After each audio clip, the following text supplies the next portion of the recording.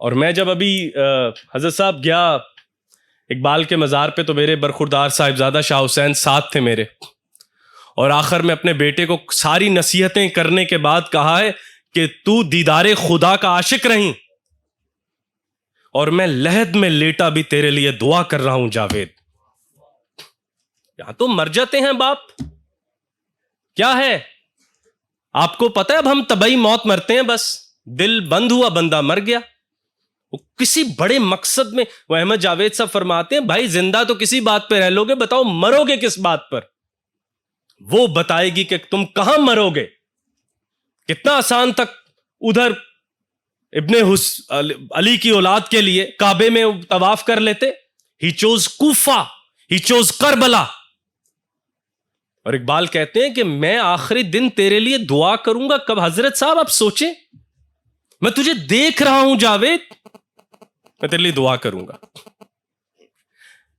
ये किताब, इसकी अब 500 सफ़ों में दो बातें, एक के मैं थोड़ी थोड़ी सारी बातें करूं, और एक है कि थोड़ी बात सारी कर दूं।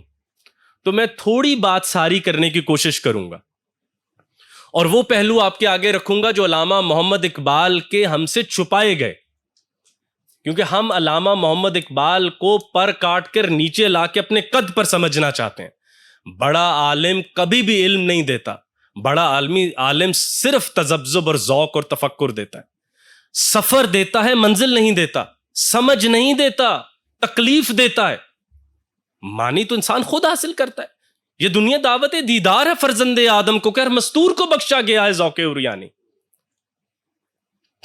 अब देखिए अल्लामा मोहम्मद इकबाल, अभी इकबाल के बाद एग्जिस्टेंशलिज्म की तहरीक आएगी जी, जॉन पॉल सार्तर, फ्रांस का अल्बर्ट कमू लेके चलेंगे, और इकबाल यहां पर कह रहे हैं कि अल्लाह, ये कायनात शिकार है और शायद मैं शिकारी, या है अल्लाह तू मुझे, या मैं वो कैदी हूं जिसको भुला दिया गया है, अल्लाह तू मुझे भूल तो नहीं गया बना के। पढ़िए अल्लाह समद के मानी क्या है? वो बेनियाज है। और फिर इकबाल जरा एग्जिस्टेंशियल क्राइसिस देखिए, संजीदगी देखिए कि इकबाल वहां पे फरमा रहे हैं, अल्लाह तेरी जमीन बेवफा निकली, मैंने अपने वालिद दफनाए, वालदा दफनाई, कब्रों में बीजों की तरह मां बाप दफनाए, तेरे मट्टी ने मुझसे वफा नहीं की, मैं पुकारता हूं। क्या आदम के बेटे की पुकार सुनने वाला आप कोई भी नहीं? आप बुलाइए किसी मौलवी को, उसे कहें हम कहते हैं फज़कुरूनी। बाबा फरीद कहते सन, या अल्लाह गो वादा जी फरीद फज़कुरूनी अज़कुरकुम। और यहां इकबाल फरमा रहे हैं कि अल्लाह, मैं रोज तेरा जिक्र करता हूं, तुझे आवाज देता हूं, मेरी आवाज का जवाब यहां पर नहीं आता।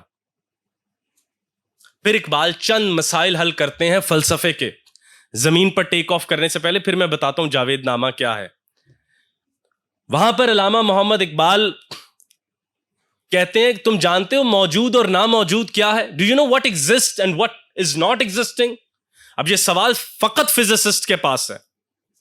और अल्लामा मोहम्मद इकबाल 1932 में छपने वाली किताब, अभी क्वांटम फिजिक्स का ऑब्जर्वर इफेक्ट आम नहीं हुआ, इकबाल कहते हैं मौजूद है एक गवाह की जुस्तजू। अल्लाहू अकबर। काश ये बात कोई अच्छा फिजिसिस्ट समझे। एक गवाह की जुस्तजू है, ये क्या है? फूल क्या मांगता है? बस यही तो मांगता है कि हम देखकर उसको पुकारें, उसकी मद्दाही करें, तारीफ करें। और इकबाल कहते हैं मेराज क्या है? एक गवाह की आरजू। अब वो किसको दरकार है इकबाल नहीं बताते, इधर वालों को या उधर वालों को।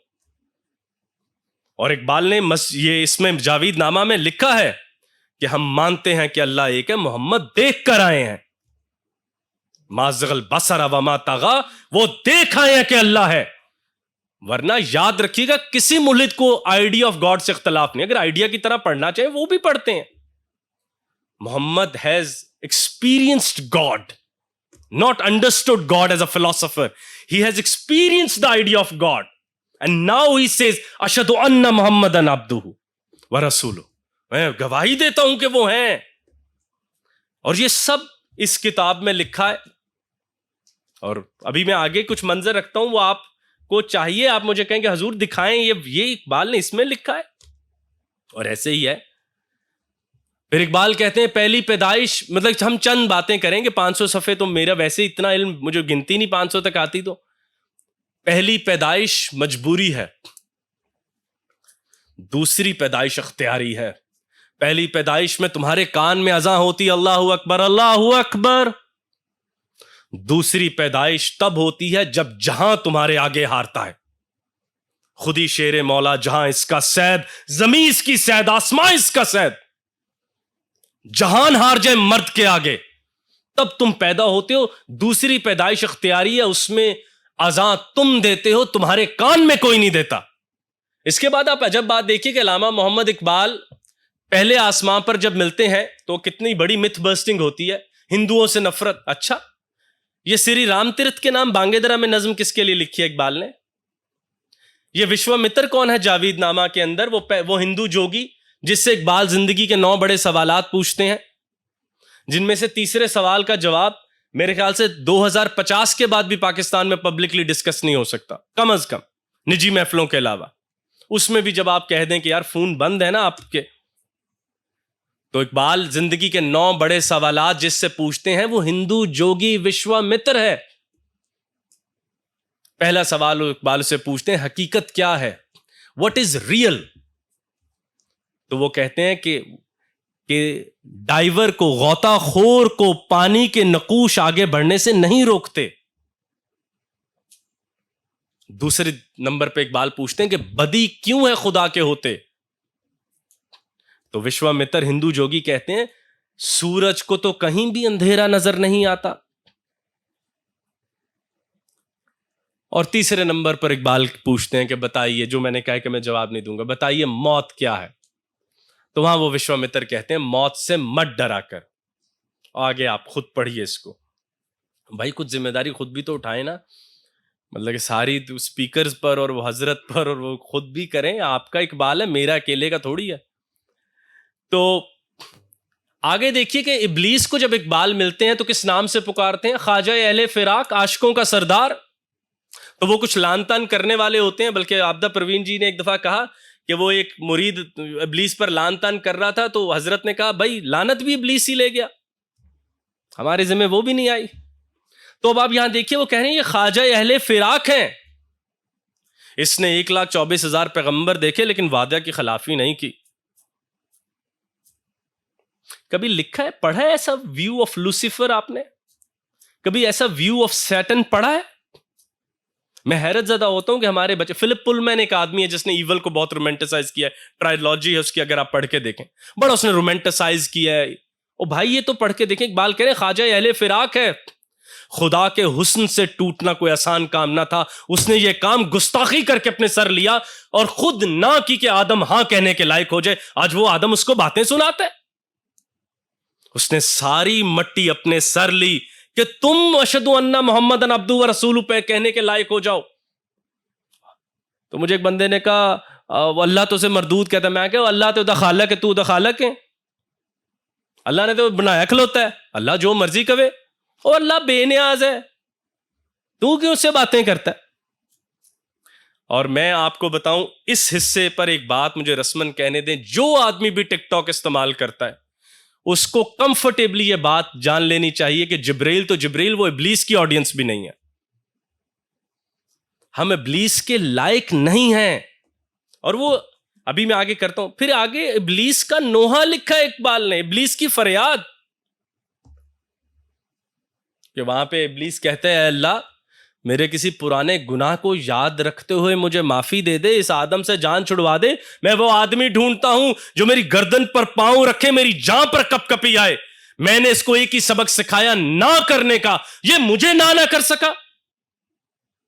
मैंने इसको करके डेमो दिखाया था, लर्न टू से नो। क्या है इस्लाम? ओए इल्लल्लाह में तो नहीं पढ़े हुए, उत्थे अगे तो नहीं लब रहे, ओ पाप पहले वे इस्लाम, द टेंडेंसी टू से नो टू द गॉड्स। तू भाई 2,34,00,000 मारने पड़ते हैं एक अल्लाह को मानने के लिए, वरना घड़ियां लगा के जाओ डीसी के आगे तो जोहर से ज्यादा धड़कन उधर तेज है तुम्हारी, तो जिससे तुम डरते हो वो तुम्हारा खुदा होता है। रस्मन कह दो जुबान से ला इला तो क्या हासिल। तो यहां पर इकबाल ये बात इब्लीस के हाथों कह रहे हैं कि ये तो अल्लाह तेरे आशिक सच्चे नहीं। और आप यहां पर देखिए कि इकबाल कहते हैं इसके पास, रूमी समझा रहे हैं इकबाल को, अभी हम आते हैं क्योंकि कॉन्फ्रेंस रूमी अलैह के नाम है। इकबाल कहते हैं कि इब्लीस बहुत बुरा है, तो रूमी कहते हैं खामोश, इसके पास कोई किताब नहीं, और पूरी दुनिया में इसकी बात सुनी जाती है। आप बताइए अगर इकबाल का ये वर्जन कोई बच्चा पढ़ ले, उसके बाद कोई छोटा मोटा इल्हादी बहस उसे गुमराह करेगी? जिसने घर से ये दलाइल पढ़ के, मैं तो अमूमन निट्शे के, मुझे दलाइल देना गॉड इज डेड, भाई इधर रुको, दो मैं भी लाता हूं दलाइल, वो मैंने आज रखे हुए हैं आप लोगों के लिए, क्योंकि इकबाल ने निट्शे से सबसे लंबी मुलाकात, वैसे तो बहुत ज्यादा नज़में उन्होंने फारसी में कहीं, लंबी मुलाकात यहां भी की, वो मैं आपकी खिदमत में पेश करता हूं। उसके बाद इकबाल फरमाते हैं कि ये कौन है? तो फिर रूमी कहते हैं ये वो इब्लीस है जिसके नजरिए में कोई फिक्र नहीं है। बुरा अंधेरा एक जैसा होता है, रोशनियों में इख्तलाफ डाल रखा है। अंधेरा एक जैसा होगा, आप नोट कीजिएगा, नेकोकार लड़ते रहेंगे अफजलियत पर, बदकार इकट्ठे होते हैं, यकजा एक जगह पर मौजूद होते हैं। और ये इकबाल क्या तखय्युल दे रहा है वो आदमी 1930 में।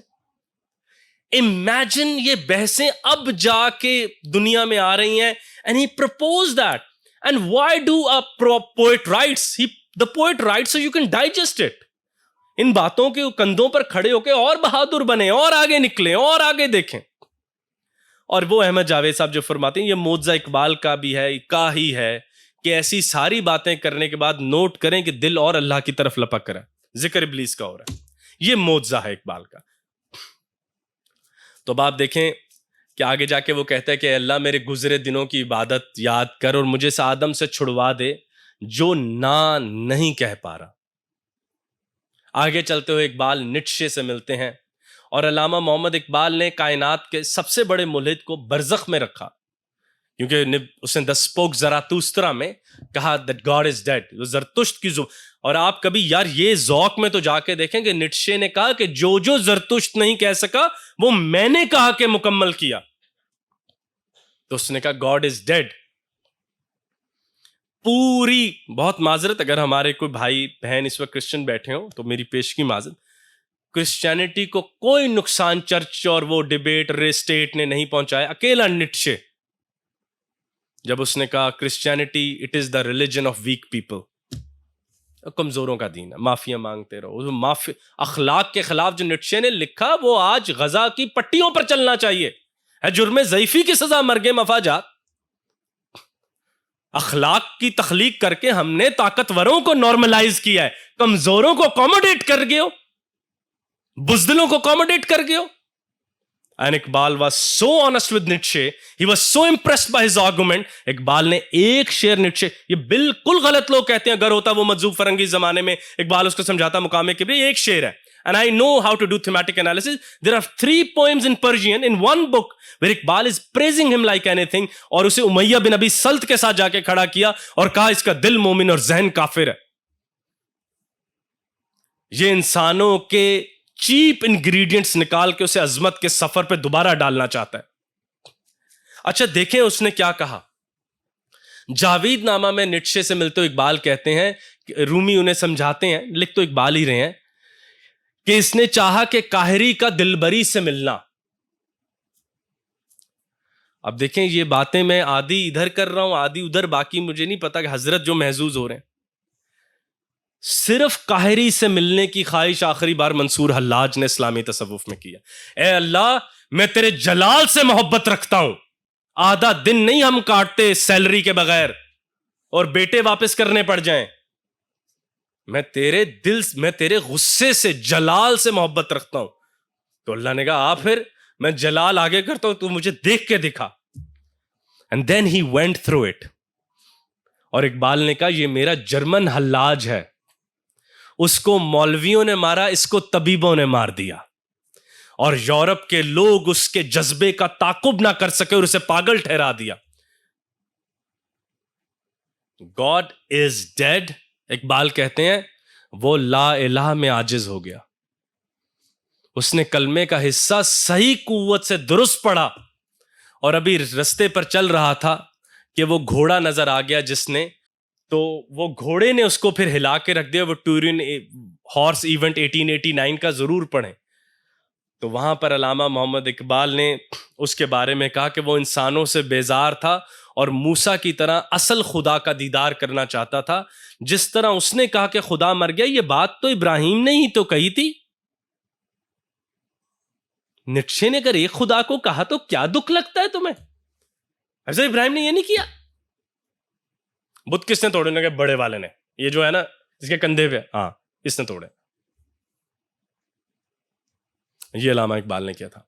और जाने से पहले जावेद नामा का एक मौजज़ा जो हम पूरा ना करवा सके कि अल्लामा मोहम्मद इकबाल जब सफ़र मरीख करते हैं अपने उस्ताद मुर्शिद मौलाना जलालुद्दीन बल्खी और रूमी के साथ, तो वो सबसे पहले मरीख पर जाते हैं। और जो बात मुझे बार बार बताने का बहुत दिल चाहता है, हम पूरी दुनिया के सामने ये बात ना रख सके। मैं किसी दूसरे मुल्क जाता हूं तो कहता हूं बस एक अर्ज सुन लें, ये जो इलॉन मस्क ख्वाब देख रहा है, आइजक एज़मॉफ भी मरीख का नहीं सोचता था। इकबाल सबसे पहले मरीख पर गए, और मरीख में जिसने इकबाल को ब्रीफिंग दी वो एक एस्ट्रोलॉजर हैं, मौलवी रख लेते। 1932 किताब 1927 में लिखनी शुरू की है। 1927 में एक आदमी कह रहे कि जाना तो मरीख पे जाना, और वहां जाके वो पूछते हैं यहां लोग मरते कैसे हैं? तो उन्होंने कहा यहां लोग, दुनिया में तो लोग मरते हैं कि रूह जिस्म में जम हो जाती है, रूह मर जाती है, जिस्म बच जाता है। यहां पे जिस्म रूह में जम होता है, जिस्म गायब हो जाता है, रूह बच जाती है, और मौत से पहले आदमी और चुस्त हो जाता है कि मैं अल्लाह के पास जाने वाला हूं। ये ज़ईफों की तरह नहीं कि कभी इधर पानी आए मैं मर गया, और मरने से पहले वो ऐलान करता है कि मैं मरने वाला हूं। I am about to meet my source. Iqbal को पढ़ें, इसके अलावा और कोई हल नहीं है, कोई और हल नहीं है।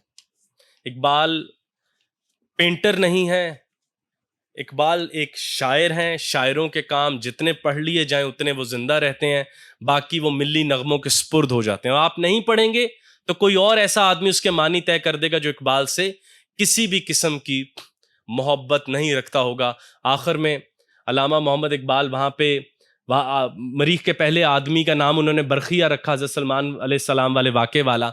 तो वहाँ पर वो उनसे पूछते हैं कि अच्छा आप बताइए कि आप लोगों के यहाँ सब लोगों के माथे चमक रहे हैं। अच्छा इसमें कुछ एडिशन मेरी तरफ से है तफसीली मानी में। यहाँ लोगों के माथे चमकने, हमारी तरफ तो हर कोई परेशान है। वो ख्वाजा शमसुद्दीन नज़ीमी साहब वफात पा गए।